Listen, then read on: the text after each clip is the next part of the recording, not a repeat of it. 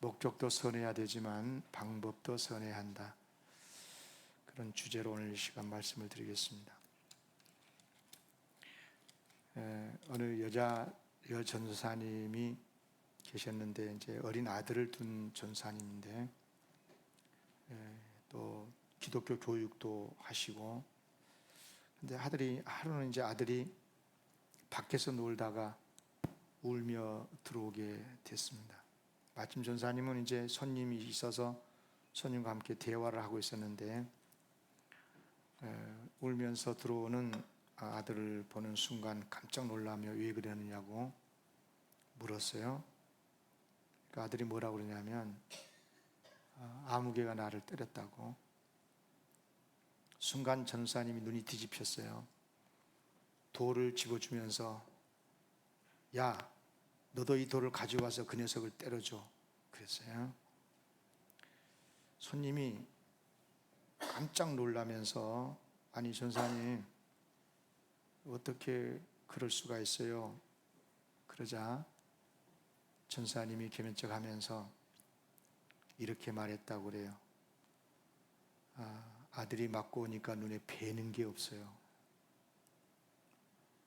아들이 맞고 들어오면 어머니는 뵌 게 없습니다.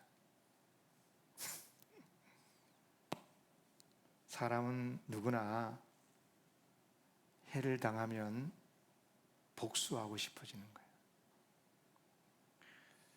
자기가 사랑하는 사람이 어려움을 당하면, 누구 때문에 어려움을 당하면 복수하고 싶은 거예요. 갚아주고 싶다 이 말이에요. 근데 더 심하게 갚아주고 싶죠.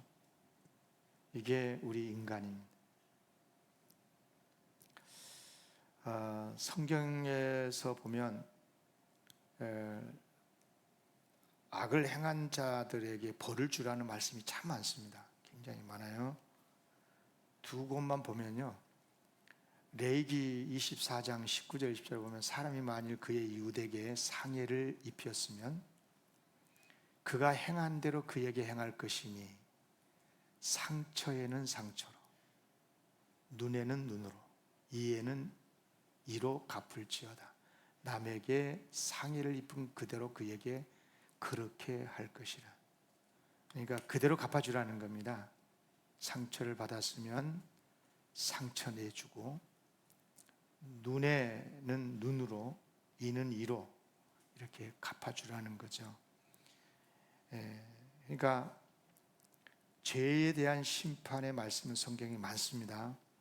심지어 아직 죄는 안 지었어도, 죄는 아니어도 거짓말만 해도, 거짓 증언을 해서 벌을 주려고, 남에게 해악을 끼치려고 하는 경우에도 심판하라고 그랬어요. 신명기 19장 28절 이하에 보면요, 재판장은 자세히 조사하여 그 증인이 거짓 증거하여 그 형제를 거짓으로 모함한 것이 판명이 되면 그가 그의 형제에게 행하려고 꾀한, 아직까지 행하지는 않았어요. 아직까지 죄는 안 졌지만 그렇게 거짓 증언해가지고 해악을 끼치려고 한 것이 판명이 되면 그가 행하려고 꾀한 그대로 그에게 행해서 너희 중에서 악을 제하라. 그리하면 그 남은 자들이 듣고 두려워하여 다시는 그런 악을 너희 중에서 행하지 아니하리라. 그러니까 악에 대한 심판은 성경에서 가르치고 있는 진리고요, 그래야 맞습니다. 그러니까 하나님께서 죄를 벌하시는 목적이 두 가지인 것을 알 수가 있습니다. 하나는 심판이죠, 심판. 그러니까 그래야 다시는 죄를 짓지 않게 될 것이니까. 그렇잖아요. 또 하나는 뭐냐면 죄의 확산을 막는 거예요. 그렇죠? 만약에 죄를 벌하지 않는다거나 가볍게 벌을 주잖아요. 그러면 사람들이 자연스럽게 죄의 민감성이 떨어져요. 그죠? 죄를 쉽게 생각하고 또 쉽게 죄를 짓게 되고, 그러면 죄가 더 확산이 되겠죠. 그래서 죄의 벌을 주라고 하는 것은 심판의 목적과 함께 죄의 확산을 막기 위한 것이죠. 그렇습니다. 성경은 죄에 대한 심판을 말씀하고 있습니다. 그런데 더 중요한 것이 있어요. 죄에 대해서 심판을 할 때 그 심판이 공정해야 됩니다. 그러니까 그 죄에 따른 벌을 줘야지, 죄보다 더 과하게 벌을 준다거나 심판을 한다거나, 죄는 큰데 벌을 조금만 준다거나 그러면 안 되는 거예요. 그게 불공정인 거죠. 예, 그렇죠. 예, 아까 우리가 읽었던 성경에서 눈은 눈으로 그랬잖아요. 그러니까 어떤 사람이 눈 하나를 해쳤어. 어떻게 눈을 잘못해가 쳤는데 눈이 그냥 밤탱이가 돼가지고 팅팅 부었어. 근데 그냥 눈을 빼버린다든지, 내 눈에 멍들게 하는 그놈 찾아가가지고 눈을 빼버린다든지, 한쪽 눈만 상하게 했는데 두 쪽 눈을 다 빼버린다든지, 이것도 안 된다 말이에요.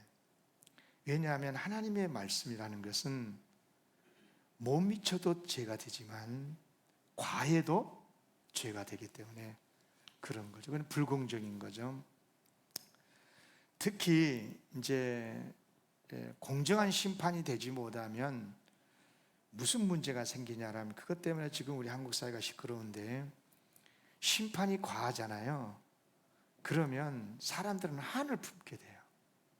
예. 그래서 더 무서운 제약이 나타나게 되고 더 큰 일들이 생기게 되는 거예요. 이른바 보복 심리가 작동을 하잖아요. 그러면 더 무섭고도 비참한 일들이 반드시 찾아오게 되거든요. 그래서 예수님께서는 율법을 가르치시면서 율법의 완성은 사랑이다 그랬어요. 사랑. 그러니까 법을 지키되 최고의 법, 모든 법의 완성은 사랑이다. 그러면서 원수까지도 사랑할 것을 예수님이 명령을 하셨거든요. 이 말씀은 무슨 뜻이냐면, 하나님의 법이, 하나님의 율법이 복수의 법이 되지 않도록 하는 겁니다. 굉장히 중요한 말씀이에요. 하나님의 법이 공정하게 시행이 돼야 되는데, 하나님의 법을 가지고 복수하는 법으로 사용하지 말라는 겁니다. 그렇게 되면 굉장히 위험하게 된다 하는 거거든요. 여러분, 사실 우리 인간은요, 죄인이기 때문에 원수를 사랑할 수가 없어요. 자기도 죄인이긴 한데, 그런데 자기에게 피해를 주고 내가 지은 어떤 잘못보다 더 과하게 나에게 어려움을 주게 되면 그 사람은 끝까지 복수하고 싶은 거예요. 사람은 기본적으로 복수 심리가 있거든요. 인간은 그래요. 짐승은 지나가면 잊어버리는데, 그렇잖아요. 잊어버려요. 그런데 우리 인간은 안 그래요. 그래서 그 예수님께서는 법의 완성으로서 사랑을 가르치셨고 원수까지도 사랑하라고 하신 거예요. 그래요. 우리 인간은 스스로 힘으로는 원수를 사랑할 수가 없으니까, 그래서 하나님은 예수님을 보내셨고 예수님께서는 십자가를 통해서 우리를 구속해 주셨을 뿐만 아니라 새로운 피조물로 만들어 주셨어요. 고린도후서 5장 17절이죠. 그런즉 누구든지 그리스도 안에 있으면, 예수를 믿고 예수님 안에 있는 사람은 새로운 피조물이라. 피조물은 피조물인데 거듭나가지고 새로운 존재가 됐다는 거예요. 그러니까 이전 것은 지나갔으니까 이전 사람으로 살지 말라는 것입니다. 새롭게 새로운 삶을 살아라, 그런 말씀을 하고 있지요.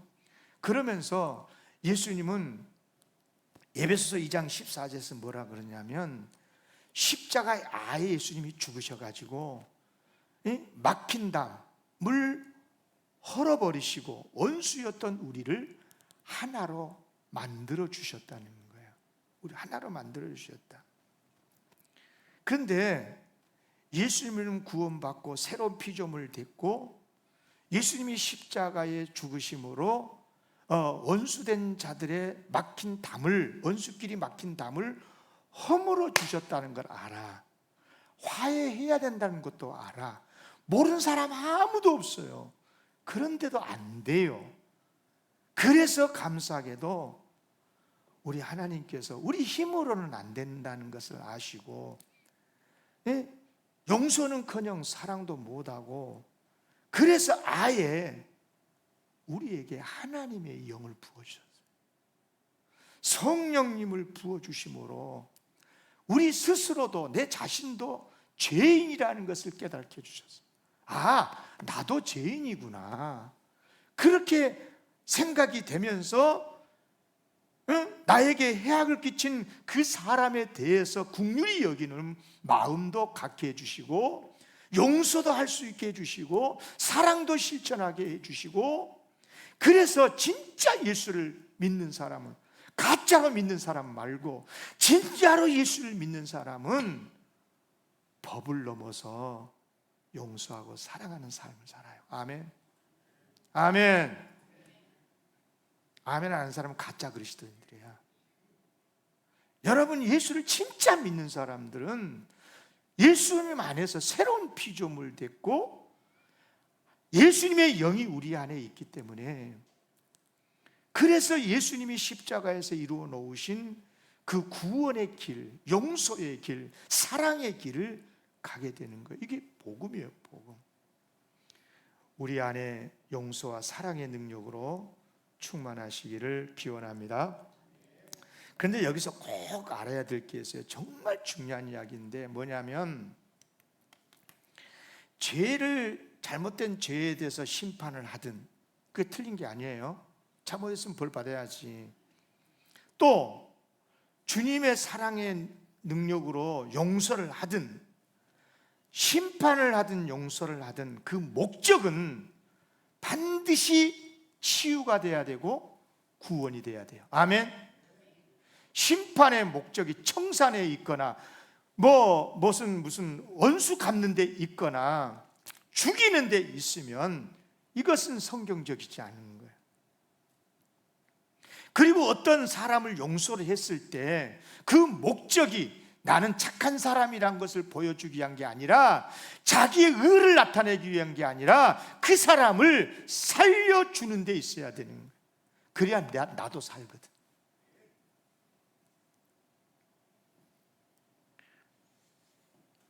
매우 중요한 말씀입니다. 여러분, 의사가 환자를 치료를 할 때 그냥 약만 먹어도 되겠다 싶으면 약 제조해줘가지고 잘 드세요 그렇게 하잖아요. 약으로 치유되는 병이 있어요.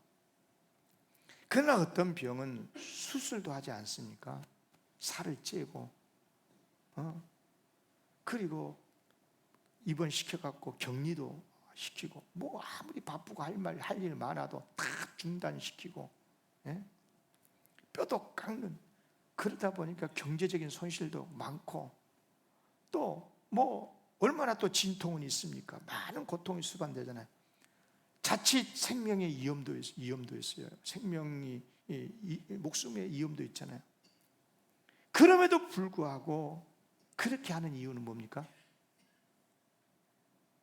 의사가 수술하고 살찌고 뼈 깎고 그렇게 그 사람에게 고통을 주면서 수술하는 이유가 뭐냐고요? 그 사람 죽이는 데 목적이 있는 거예요? 살리는 거예요, 살리는.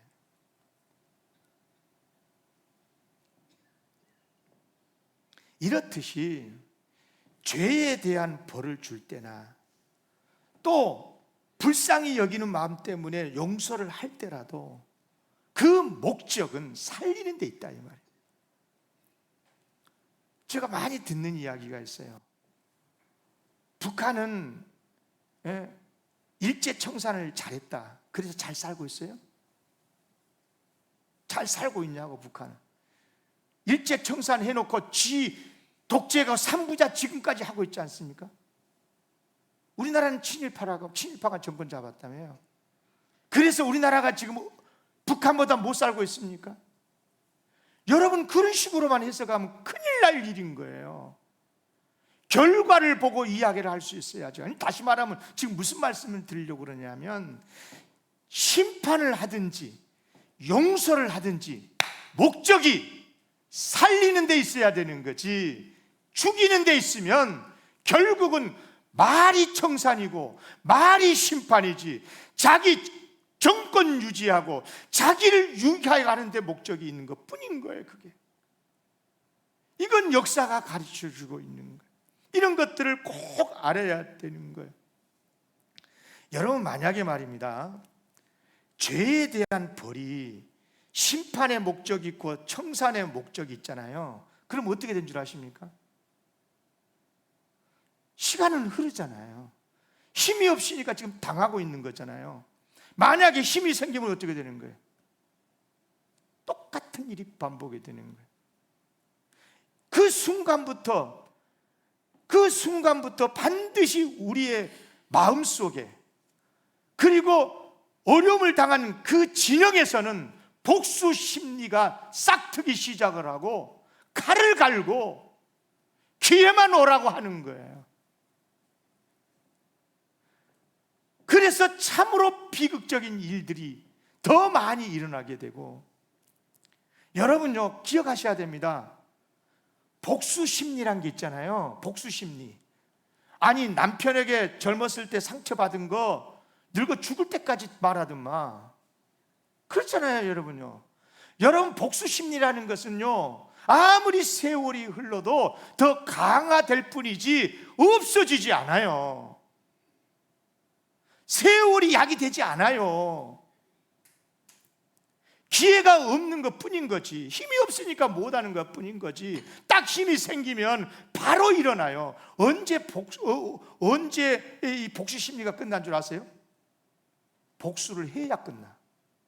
그 사람 입장에서는, 고통을 받은 그 사람 입장에서는 그래요. 그러면 복수를 했어. 그러면 복수를 당한 그 사람 입장에서도 뭐예요? 그러면요, 또 칼을 가겠지. 그런 것들이 반복되고, 여러분, 개인뿐만 아니라 나라 일도 마찬가지, 어느 공동체나 마찬가지예요. 그러니까 치유와 회복이 아니라, 아무리 공의를 외치고 아무리 심판을 외쳐도 목적이 죽이는 데 있으면 그 사회는 매우 극단적인 분열에 반복된 사회가 될 수밖에 없습니다. 진심으로 축복합니다. 정말 우리가 그리스도 예수 안에서 예수님의 십자가의 은혜를 안다면, 심판을 하든 용서를 하든 목적이 죽이는 게 아니고, 누구의 의를 나타내기 위한 게 아니고 살리는 데 있어야 될 줄로 믿습니다. 오늘 본문 말씀은요, 매우 중요한, 이런 메시지에 있어서 매우 중요한 배경을 주고 있는 말씀이에요.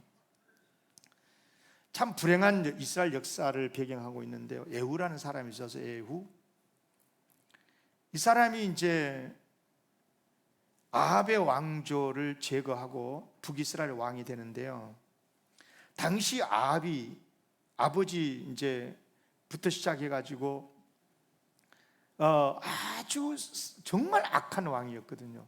북이스라엘의 가장 악한 왕이었었어요. 뭐 잘 아실 거예요. 22년 동안 통치를 했는데요, 북이스라엘 나라를 온통 그냥 바알 우상 숭배 세상으로 만들어버렸어요. 백성으로 하여금 하나님을 떠나고 바알을 숭배하게 만들고, 하나님의 선자들을 막 죽이고, 그러니까 하나님의 선지자들이 살 수가 없으니까 막 굴에 숨고, 이제 그게 이제 시돈의 딸이었죠. 시돈이라는 나라 도시국가의 벳발이라는 왕의 딸이었는데, 이 이세벨이 아합의 아내가 되면서부터 더 이게 극심하게 된 거죠. 그래서 하나님께서 그 아합의 왕조를 심판하신데 예후를 통해서 심판을 하셔요. 그런데 성경에 의하면 에후가 잘한 것도 있었지만 아주 잘못한 것도 있었어요. 두 가지, 한 가지는 잘한 거고 두 가지를 잘못한 건데, 잘한 게 뭐냐면 이 하나님의 명령에 따라서 아합 왕조를 철저하게 징벌한다는 것입니다. 철저하게 징벌을 해요. 그래서 이제 하나님께서 너 잘했다 하고 복을 주시고 북이스라엘에서 최장수의 왕조를 이루게 해주시는데요, 열왕기하 10장 30절입니다. 제가 읽어볼게요. 여호와께서 에후에게 이르시되 네가 나 보기에 정직한 일을 행하되, 그러니까 아합 왕을 심판한 것을 잘했다는 거예요. 잘했다, 잘 행하여 내 마음에 있는 대로 아합 집에 다 행하였은즉 네 자손이 이스라엘 왕위를 이어서 4대를 지내리라. 큰 복을 주시는 약속을 해주셨잖아요. 그래요. 에후가 잘한 것은 뭐냐면 하나님을 철저히 믿고 하나님의 말씀을 철저히 믿고 말씀대로 행동을 한 거예요. 주변 사람들이 뭐라고 하든가 말든가 민심이 어쨌든 하나님의 말씀에 따라서 이 아합을 심판한 거예요. 당시요 북이스라엘에는 엘리사라고 하는 정말 훌륭한 선지자가 있었거든요. 엘리야도 있었고 아합 시대 때 엘리사도 있었는데, 엘리야는 이제 떠나갔고 엘리사라는 유명한, 그 엘리사 때에 여러 신학생들이 있었는데 생도 중에 한 사람을 에후한테 보내요. 보내가지고 하나님이 이렇게 지금 다윗 왕조를 심판하려고 하는데 네가 왕이 돼가지고 아합을 심판해라. 아합 왕조를 심판해라. 그러면서 이제 생도를 보냈어요. 생도가 가가지고요 에후한테 기름을 부어요. 그리고 왕으로 선포를 합니다. 여기 보세요.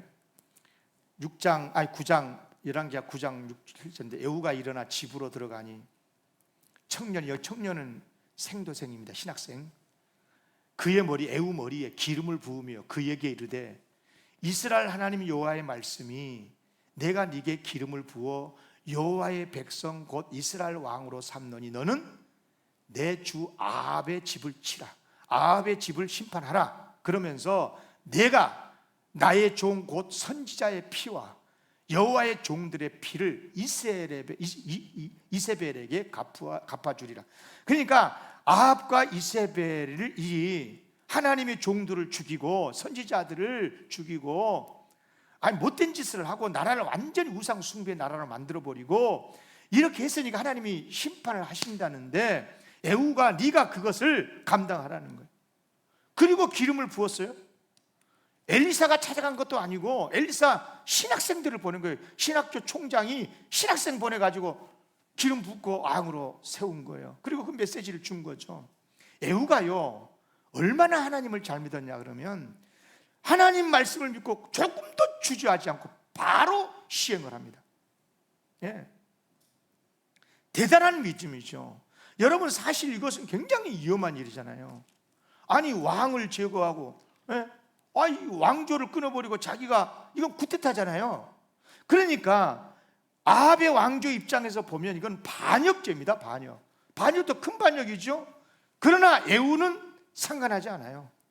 자기를 따르는 장군들과 함께 군대를 일으켜가지고 당시 북이스라엘의 왕이었던 아합의 둘째 아들이었었죠. 이미 아하시아와 그의 어머니 이세벨이 아직 살고 있는데, 이세벨까지 그리고 그의 왕족들, 아합이요 얼마나 여자들이 많았는지 아들이 70명이었어요. 아합의 아들이.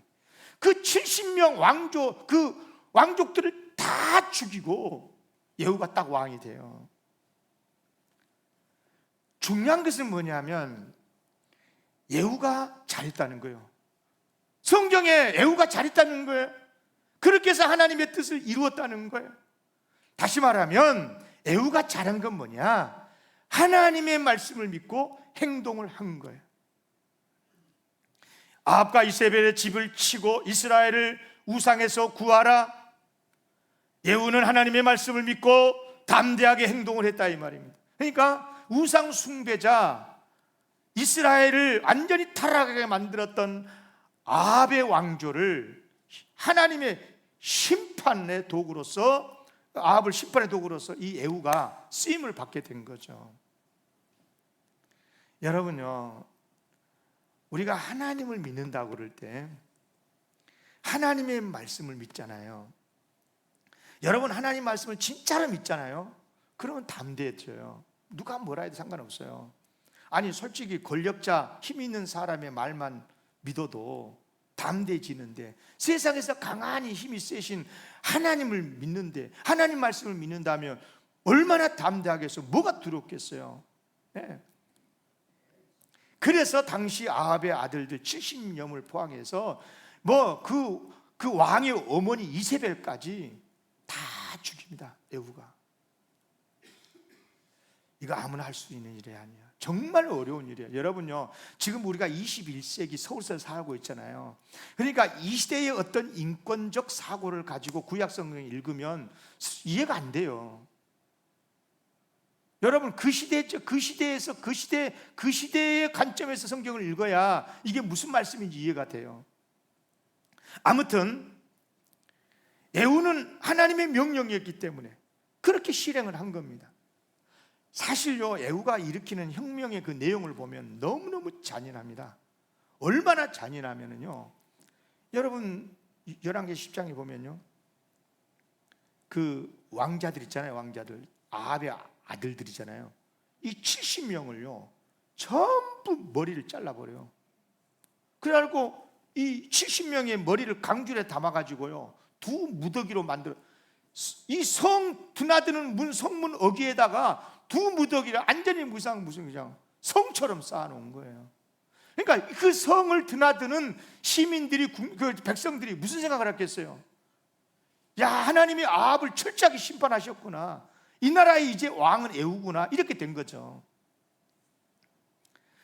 그런데 성경은 이것을 아주 잘했다는 거예요. 봐요, 열왕기하 10장 10절에 보면, 그런즉 이제 너희는 알라, 곧 여호와께서 아합의 집에 대하여 하신 말씀을 하나도 땅에 떨어지지 아니하리라. 여호와께서 그의 종 엘리야를 통해서 하신 말씀을 이제 이루셨도다. 엘리야를 통해서 일찍이 이 아합과 이세벨을 심판하신다고 예언한 바가 있는데, 21장 21절부터 23절 그 내용이 나오거든요. 읽지는 않겠습니다만은, 아무튼 하나님께서 그렇게 말씀하셨는데 그대로 그 일이 이루어졌다는 거예요. 누구를 통해서? 예후를 통해서. 여러분 생각해 보세요. 다른 일도 아니고 왕을 죽이고 왕조를 끊어버리고 왕자들을 다 죽이고 그렇게 해서 혁명을 일으킨다는 거, 여러분 이거 보통 일이에요. 이게 얼마나 두려운 일이에요. 아무리 하나님의 명령이라고 그래도 쉽게 따를 수 없어요. 실제로 그런 사람이 있죠. 하나님의 명령을 인권적 차원에서, 자기 권력 욕심의 차원에서 접근했다가 실패한 사람 있잖아요. 사울왕. 여러분 하나님께서는요 아말렉을 진멸하라고 그랬어요.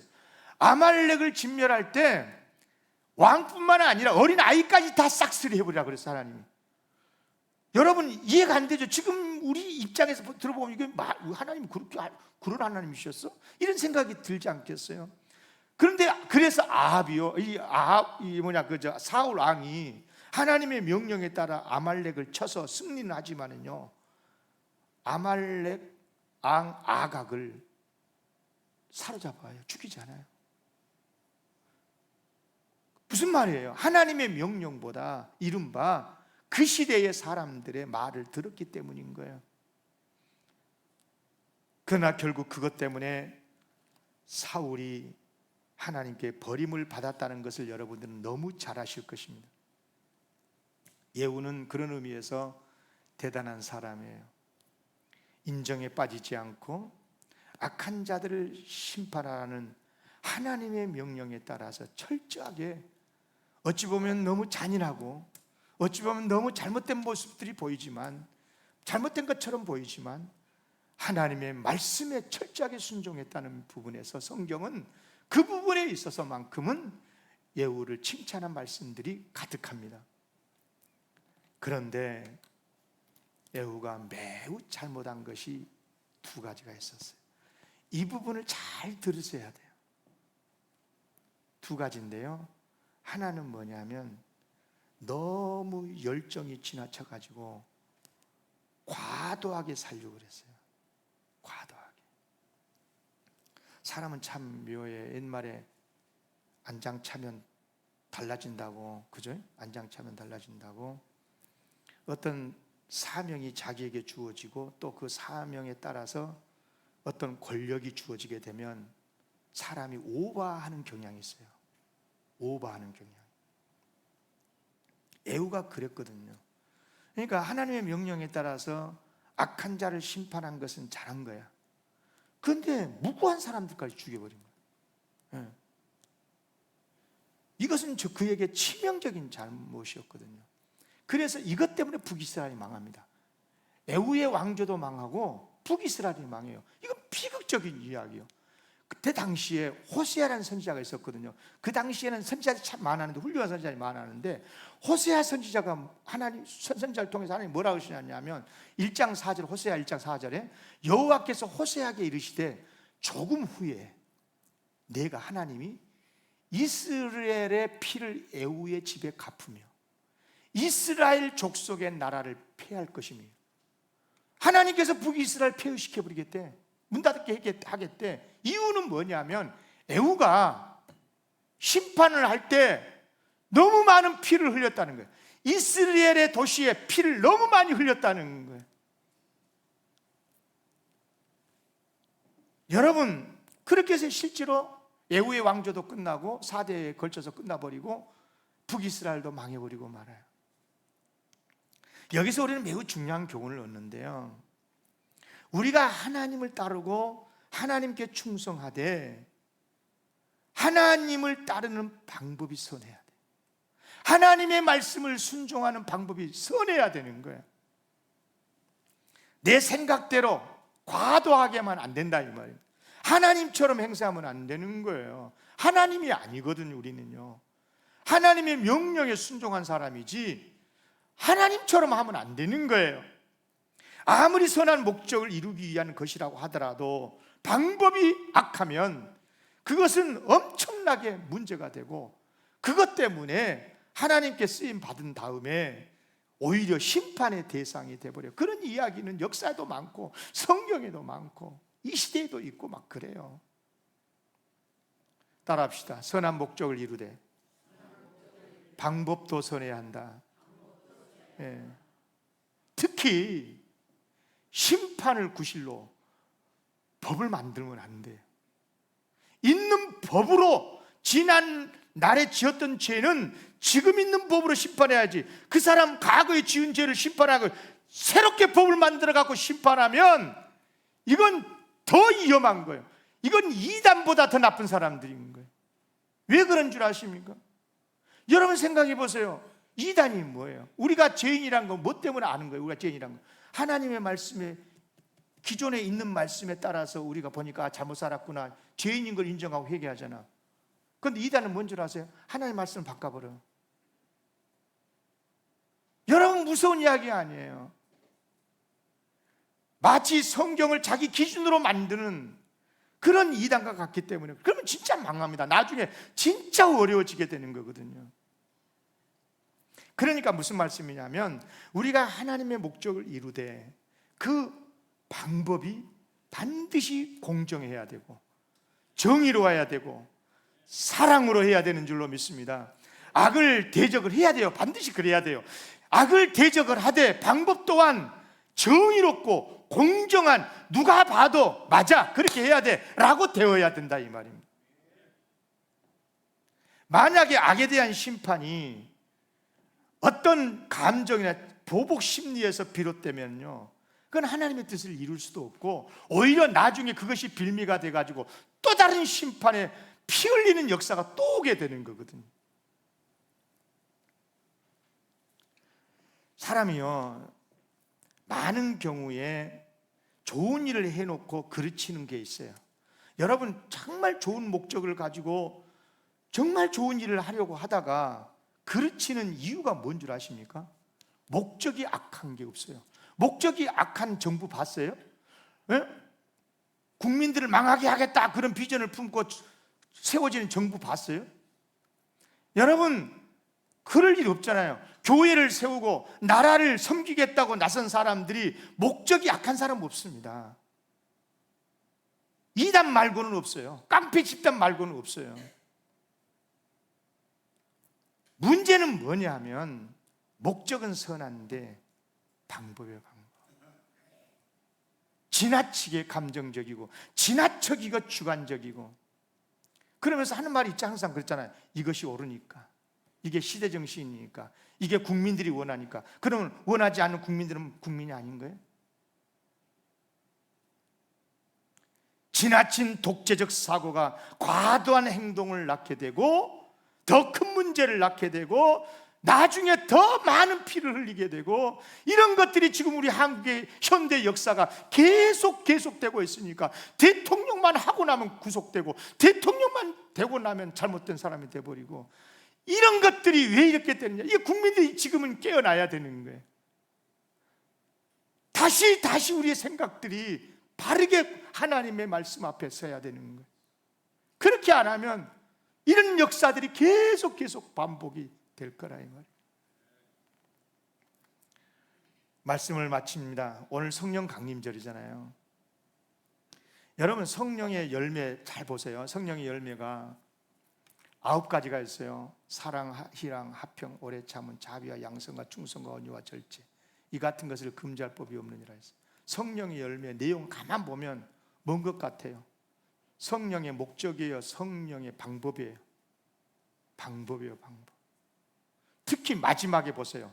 성령의 열매 가운데 절제니. 성령은 살리는 영 아닙니까? 구원의 영이시잖아요. 우리를 살리려고 하나님 보내신 영이 아니에요.